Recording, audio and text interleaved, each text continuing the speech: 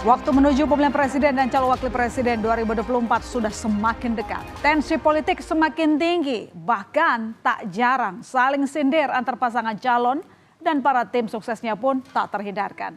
Adu gagasan soal perbaikan gizi kini menjadi isu yang tengah menghangat. Mengusung program makan siang dan susu gratis, pasangan calon presiden dan calon wakil presiden nomor urut 2 Prabowo Subianto, Gibran Rakabuming Raka menuai pro dan kontra.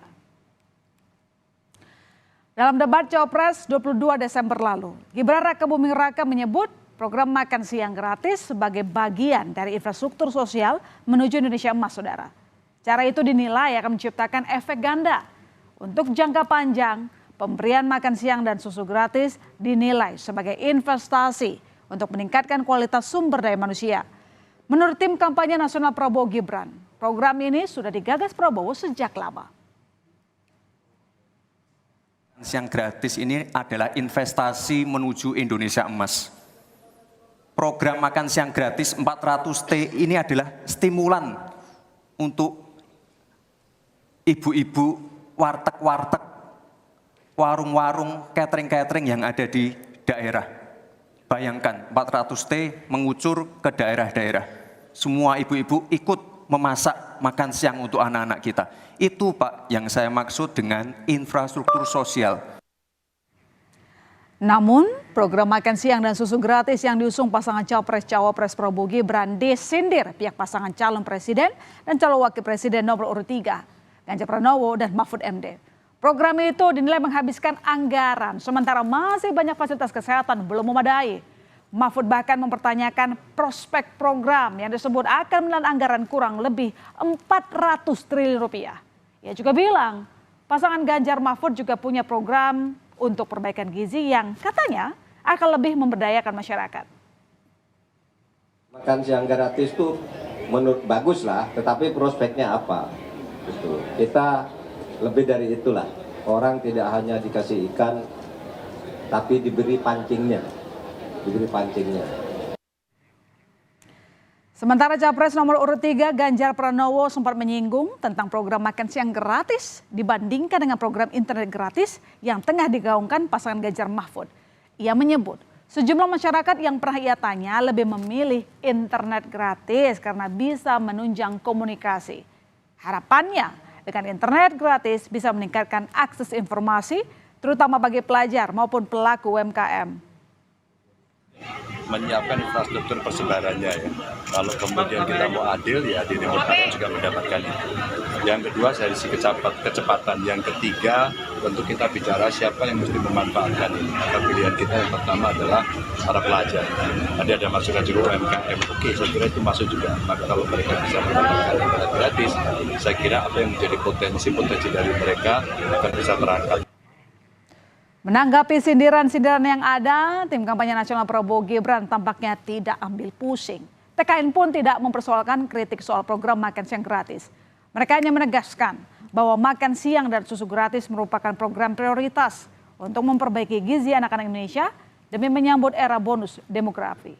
Atas pernyataan Cawapres nomor urut 3 Mahfud MD tentang prospek program makan siang dan susu gratis, Cawapres nomor urut 2 Gibran Rakabuming Raka hanya berkomentar singkat. Yang katanya makan siang nggak prospek itu gimana Mas? Tanggapan dari Mas? Ya terima kasih masukannya Pak. Mas terkait panggilan Bawaslu tanggal 2 gimana Mas?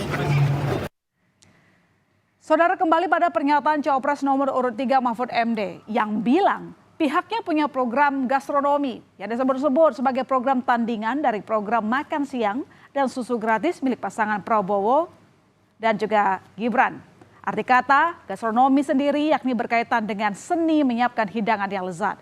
Melalui makna itulah, tim pemenang nasional Ganjar Mahfud menjelaskan bahwa melalui program gastronomi, asupan gizi akan dibuat beragam sesuai potensi pangan yang ada di masyarakat. Menurut Mahfud, ini akan menjadi bagian dari program jangka panjang. Kalau soal makan, kita punya program namanya gastronomi, bukan hanya makan siang, tapi makanannya juga sehat. Karena makan siang gratis, susu, dan sebagainya itu kan impor, kira-kira gambaran kita. Barang-barang impor, kalau gastronomi dari bumi-bumi kita dan laut kita. Itu nanti, tetapi tidak dalam sebuah program yang khusus dan seketika gitu. Itu nanti akan menjadi bagian dari program yang jangka panjang. Nah, saudara, pasangan Prabowo Gibran dan pasangan Ganjar Mahfud saling unjuk gigi dengan program perbaikan gizi. Lalu, bagaimana dengan pasangan Capres-Cawapres nomor urut 1 Anies Baswedan dan Muhaimin Iskandar? Sedikit berbeda dengan kedua pasangan calon lainnya, Anies Imin justru muncul dengan ide tunjangan untuk ibu hamil. Karena kesehatan anak dinilai bermula dari kesehatan para calon ibu. Menurut Cawapres Muhaimin Iskandar, hal tersebut sebagai salah satu upaya mencegah stunting atau gangguan pertumbuhan anak yang sebab utamanya karena kurangnya nutrisi. Saya mengusulkan ibu hamil mendapatkan tunjangan khusus. Itu ada yang bilang, nanti kalau diumumkan itu banyak orang-orang ingin hamil, maka wajib hukumnya negara memperhatikan keturunan sampai mulia hidupnya. Dan saudara, jelang debat ketiga Minggu 7 Januari 2024, ketiga pasangan Capres-Cawapres kini semakin belak-belakan. Debat ketiga nanti yang bertemakan pertahanan, keamanan, hubungan internasional, dan geopolitik akan diikuti oleh para calon presiden.